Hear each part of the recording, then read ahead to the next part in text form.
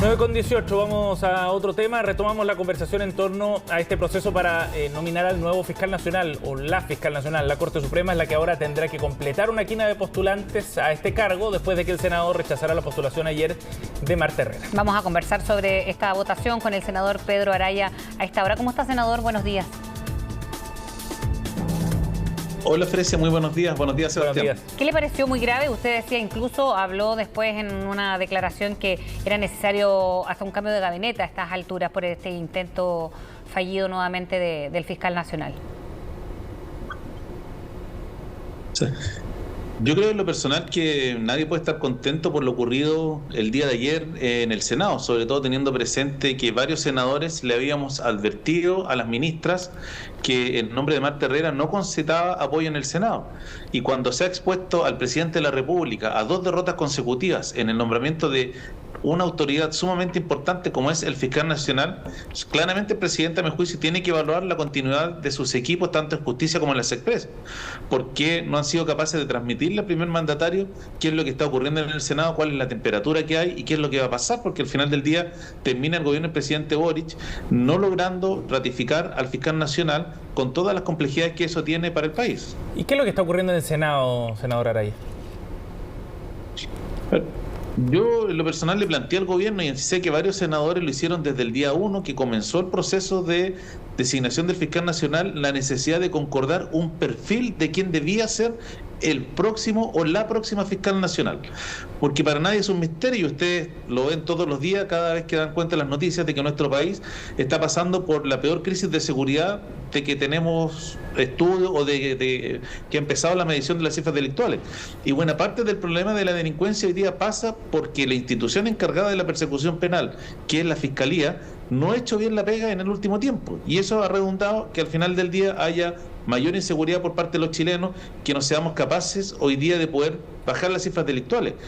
Y esto pasa porque la gestión del Ministerio Público es deficiente. Y en este sentido lo que se le planteó al gobierno que era necesario un cambio de timón en la conducción de la Fiscalía, que se necesitaba un perfil de un fiscal que tuviera la capacidad, por una parte, de generar políticas de persecución criminal, que fuera capaz de recomponer las relaciones al interior de la Fiscalía, las relaciones laborales que están muy deterioradas, entre otras cosas. Senador, y a su juicio, de los 5 candidatos que presentó la Corte Suprema de esa quina, ¿había algún nombre que concitara esas características, que tuviera ese perfil para poder liderar la Fiscalía Nacional? En el caso de cuando se propuso al fiscal José Morales, yo en lo personal pensaba que el fiscal José Morales podía ser un muy buen fiscal nacional, porque no, pero tenía un de la perfil quina de ahora, de la que se propuso ahora y de la que surge Marta Herrera.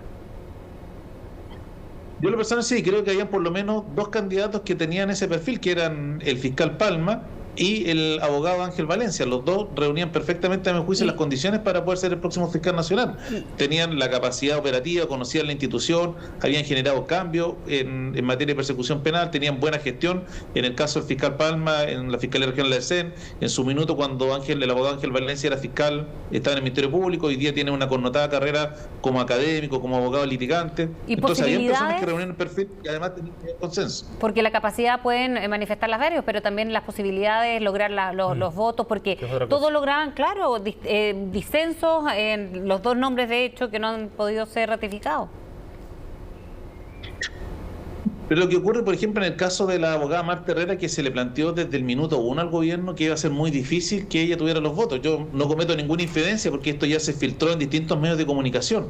Un grupo de senadores tuvimos un día domingo en la noche una reunión en el Senado con el comité político donde le hicimos una radiografía de lo que estaba pasando en el Senado con los distintos candidatos y le manifestamos fuertemente que en el caso de Marta Herrera iba a ser muy difícil que reuniera los votos porque había una gestión muy crítica respecto de lo que había sido la Fiscalía Nacional en el periodo de Jorge Aut. En el caso de Marta Herrera, ella fue parte en el equipo de confianza de Jorge Aut, entonces había una muy mala evaluación y no se quería dar una señal de que aquí había cierto grado de continuidad con lo que se estaba haciendo en la Fiscalía. Entonces el comité político fue advertido que en el caso de Marta Herrera iba a ser muy difícil que consiguieran la totalidad de los votos para su ratificación.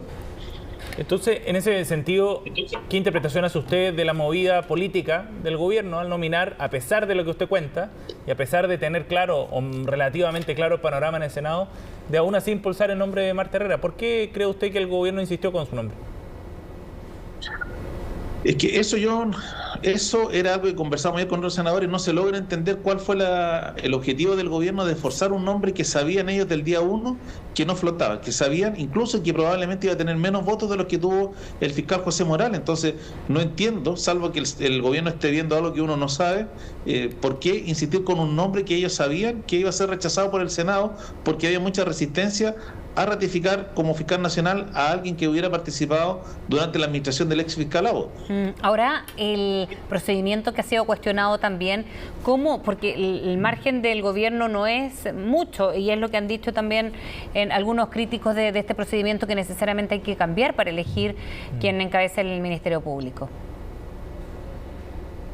Primero, yo desdramatizaría el tema. Siempre los procedimientos de nombramiento de cualquier autoridad pública son perfectibles y uno siempre puede introducir mejor. No hay un procedimiento que sea perfecto en la designación de cargos, sobre todo en un cargo tan sensible como el fiscal nacional. Y aquí hay que tener presente lo siguiente: este es un proceso en el que participan los 3 poderes del Estado. En una primera etapa hubo un concurso público al cual participaron 17 personas que reunían las condiciones. De esas 17 personas, la Corte Suprema determinó que habían 5 que a juicio de la Corte tenían un mejor perfil para ser fiscal nacional, y de ahí lo que corresponde es que el presidente, evaluando los antecedentes de cada candidato y además en una conversación con el Senado, puede establecer a juicio de ellos y del Senado quién es el que tiene el mejor perfil para ser el próximo fiscal nacional. Entonces, yo desdramatizo el tema porque además el quórum de aprobación del fiscal nacional es tan alto que necesariamente obliga a que aquí haya un acuerdo transversal en la ratificación de ese nombre. Hay que recordar que son 2/3, que equivale a 33 senadores, que no es una cifra fácil de conseguir si es que no se logra concordar cuál es el perfil que debiera tener el candidato que se está proponiendo.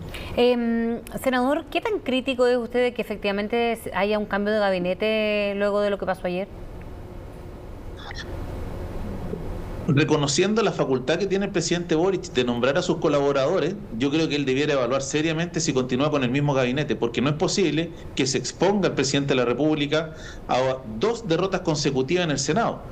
Además, con el agravante de que las ministras que tenían que transmitirle esta información al presidente de la República, tanto la ministra de Justicia, Marcela Ríos, como la ministra Analía Uriarte, estaban en antecedentes de lo que iba a ocurrir. Ellas no pueden decir que lo que ocurrió en el Senado fue una sorpresa. Varios senadores le advertimos que en un primer minuto, si el gobierno no hacía un buen trabajo respecto de José Morales, era probable que no iba a alcanzar los votos. Le advertimos que en el caso de Marta Herrera era la candidata que menos votos tenía en el Senado. Entonces, si el equipo político y el equipo que está llevando esta conversación no es capaz de transmitirle correctamente esa información al presidente, claramente hay un problema con el equipo y el presidente tendrá que evaluar si ellas deben seguir o no en sus cargos. Senador, ahora el presidente dice que esto no puede transformarse en un gallito con el gobierno. ¿Lo es? Efectivamente, este es un gallito del Senado con el Ejecutivo en este proceso. Yo lamento las declaraciones del presidente Gabriel Boric. Aquí no hay ningún gallito con el gobierno, y en esto decirlo con toda claridad. En mi caso personal, apoyé la primera propuesta que hizo el gobierno del caso del fiscal Morales. No apoyé la de Marta Herrera porque tengo aprensiones que las dije ayer en la Comisión de Constitución y después en la sala del Senado respecto a lo que era su gestión. Aquí lo que hay por parte del Senado es nombrar un buen fiscal nacional. Nosotros no podemos equivocarnos en quién va a ser el próximo fiscal nacional. Probablemente si el Ministerio Público hoy día estuviera pasando por otro momento, no sé, por ejemplo, fuera exitoso en la persecución penal, no tuviéramos la cifra de delincuencia que tenemos el día de hoy, podríamos darnos un gustito de que se podría nombrar a cualquier persona como fiscal nacional que reuniera los requisitos.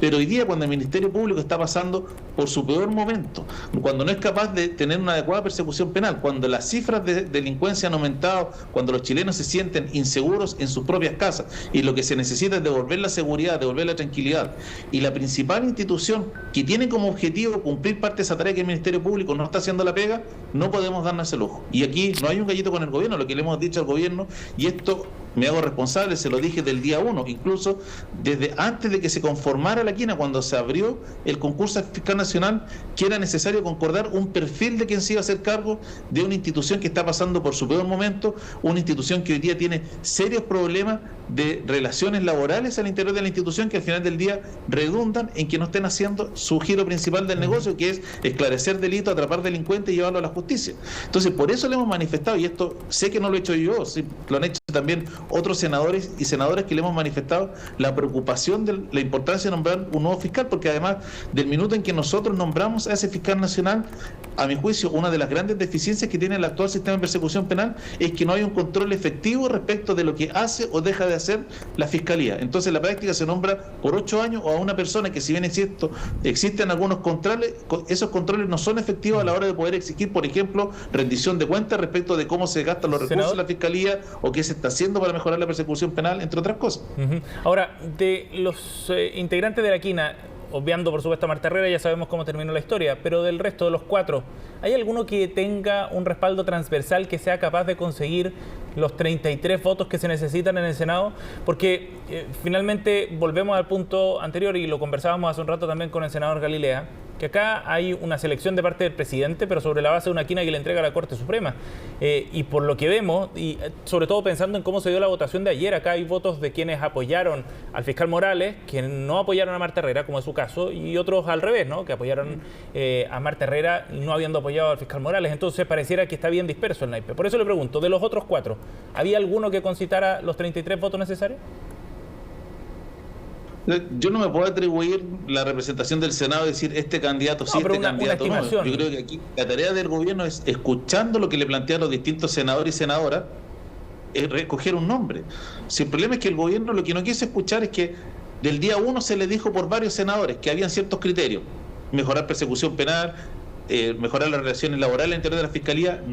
Yo le dije, esto lo digo por mí, no iba a apoyar a nadie que hubiera estado en la gestión del fiscal Lagos, porque sentía que no se podía dar una señal de continuidad con lo que estaba haciendo el Ministerio Público. Entonces, claro, cuando uno le está entregando ciertos criterios al gobierno, el gobierno tiene que ver dentro de los postulantes, de los que están en esa quina, cuáles cumplen los criterios que mayoritariamente son los que el Senado piensa que debería reunir el próximo fiscal nacional, y a partir de eso hacer una propuesta. De acuerdo, senador, pero a lo que voy es que quizás el gobierno no tenía ningún candidato dentro de esa quina que cumpliera con ese perfil o con las características de que espera el Senado, o al menos 33 senadores para dar luz verde, ¿no? A lo que voy es que lo conversábamos la semana pasada y a mí me sigue dando vuelta esa frase del senador Iván Flores, que decía, mire, de los candidatos acá todos tienen alguna manchita en su currículum, y salvo uno, decía el senador Flores, a su juicio, estaba más o menos con el camino allanado para hacer. Pero eso da cuenta al final de un proceso que es mucho más difícil y que no tiene que ver solamente con la decisión del Ejecutivo, ¿me explico?